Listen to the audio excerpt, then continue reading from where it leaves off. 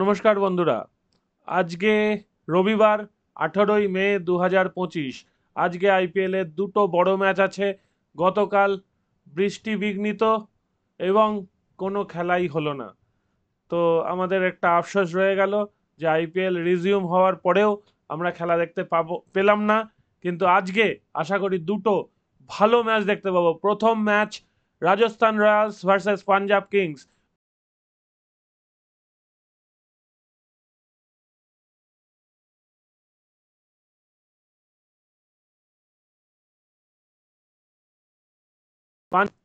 এখন এই মুহূর্তে সবচেয়ে বড় খবর, আরসিবি কোয়ালিফাইড। কারণ আরসিবি 17 হয়ে গেছে, আর কেকেআর যা বলেছিলাম তাই। আরসিবি মানে কেকেআর আর একটাই ম্যাচ বাকি আছে, সুতরাং কেকেআর ম্যাক্সিমাম 14 পাবে। কেকেআর আউট হয়ে গেছে, এটা নিয়ে আর সন্দেহ রইল না। এখনো যে টিম চমক দেখাতে পারে সেটা হচ্ছে এলএসজি। এলএসজি একদম তলা থেকে উঠে আসতে পারে, সেটা দেখা যাক পারবে কি না পারবে, সেটা ভবিষ্যৎ বলবে। কিন্তু এলএসজির হাতে তিনটে ম্যাচে কিন্তু 6 পয়েন্ট ম্যাক্সিমাম তারা পেতে পারে। 6 পয়েন্ট পেলে 16 পয়েন্ট হলে কিন্তু ঘটনা কিছু ঘটলেও ঘটতে পারে। যদিও যদিও পিবিকেএস আজকে যদি জেতে তাহলে 17, মুম্বাই যদি একটা জেতে তাহলেই 16। মুম্বাইয়েরও হাতে কিন্তু একটা ম্যাচ এক্সট্রা আছে। মুম্বাইয়ের হাতে আর দুটো ম্যাচ আছে।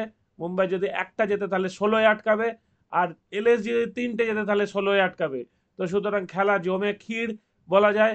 আর ডিসির হাতে এখনো তিনটে ম্যাচ আছে। ডিসি কিন্তু এখান থেকে আরও 6 পয়েন্ট, মানে 19 পর্যন্ত যেতে পারে, যেটা কিন্তু এখনো কোনো টিম যায়নি। ধরে নেওয়া যাচ্ছে আরসিবি অথবা জিটি অথবা পিবিকেএস হয়তো যেতে পারে। তো দেখা যাক কে যায় না যায়।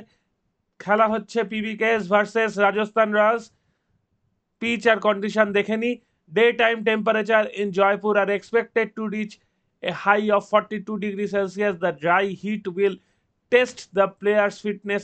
RR believes the surface could be on a slower side since 3:30 p.m. start due is unlikely to be a factor.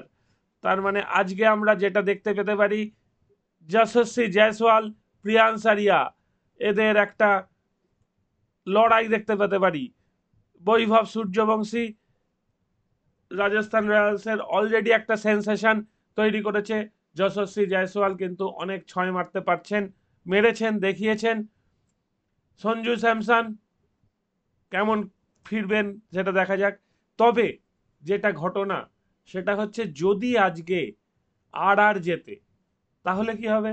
তাহলে পিবিকেএস এর হাতে 12 নম্বর ম্যাচ হয়ে যাবে এবং তারা 15 পয়েন্টে দাঁড়িয়ে থাকবে। তখন তলার দুটো টিমের স্বস্তি একটু বাড়বে। এমআই আর ডিসির স্বস্তি বেশ খানিকটা বাড়বে। আর এলএসজি তখনও ছিটকে যাবে না। আর পিবিকেএস যদি আজকে 17 পয়েন্ট পেয়ে যায় তাহলে ধরে নেওয়া যায় এলএসজি ছিটকে গেল। কারণ এলএসজি ম্যাক্সিমাম তো 16 পেতে পারে। এলএসজির মানে দুজন 17 হয়ে যাবে, একজন 16 অলরেডি পৌঁছে যাবে। জিটি অলরেডি 16, তার মানে তিনজন অলরেডি 16 বা তার বেশি থাকা অবস্থায় এলএসজি খেলা শুরু করবে এবং এলএসজির রান রেট মাইনাস। সুতরাং আজকে পিবিকেএস জেতা মানে এলএসজির আউট হয়ে যাওয়া মোটামুটি 85% কনফার্ম হয়ে যাবে। যদি ওই 15% রেখে দিতে হয় হাতে, সেটা পরে খেলতে হবে বলে। তো সেই হিসাবে দেখা যাক। তো এই ম্যাচটা পিবিকেএস ফার্স্ট হাফে অসাধারণ খেলেছিল। তো সেইখান থেকে পিবিকেএস শুরু করবে না পিবিকেএস এখান থেকে স্লিপ করবে সেটাই দেখার। আমার কেন জানি না মনে হচ্ছে আজকে আর একটা কিন্তু অঘটন ঘটাতে পারে। হয়তো পিবিকেএস ভালো খেলবে কিন্তু শেষ মুহূর্তে জিতে যাবে, কারণ এখনো পর্যন্ত দেখিয়েছে কত রকম ভাবে হারা যায়। তিনটে ম্যাচ তারা ইজি ম্যাচ হেরে গেছে, মানে জিতে যাওয়া ম্যাচ তারা হেরে বাড়ি চলে এসছে। সুতরাং তাদের পয়েন্ট এখন 12 ম্যাচে 12 থাকার কথা ছিল, সেখানে দাঁড়িয়ে তারা 12 ম্যাচে 6 পয়েন্টে সংগ্রহ করেছে মাত্র। তো এটা একটা ইন্টারেস্টিং ম্যাচ হতে চলেছে, পিবিকেএস ভার্সেস আর। এবং আমার কেন জানি না মনে হচ্ছে আর একটা চমক দেখাবে। নেক্সট ম্যাচ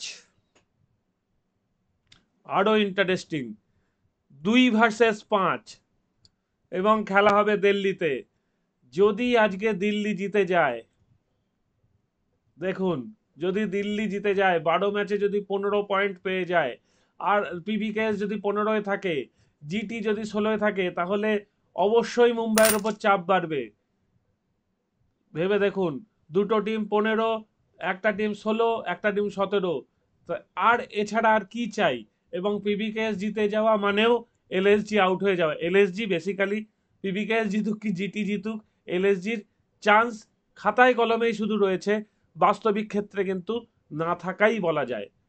এবং ডিসি, যেটা কিন্তু আমাদের মনে রাখতে হবে, লাস্ট ম্যাচ যেটা করে খেলা বন্ধ হয়েছে, ডিসি ভার্সেস পিবিকেএস এর খেলা ছিল।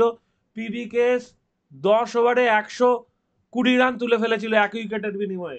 সেই ম্যাচ সিকিউরিটি রিজনে বন্ধ হয়েছিল, এবং ডিসি ওই ম্যাচটা অবধারিত হারতো।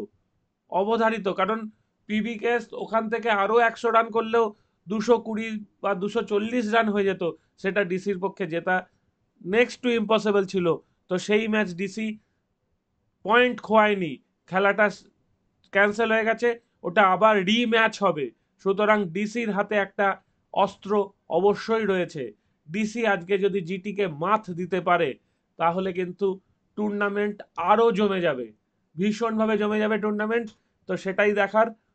খেলা হবে দিল্লিতে। আমরা একটু পিচ অ্যান্ড কন্ডিশন দেখে নিই। 3 of the 4 matches played in Delhi have produced total above 185, spin bowlers 26 wickets, average 24, economy 8.23, have done significantly better than fast bowlers 19 wicket 44 average 10 economy.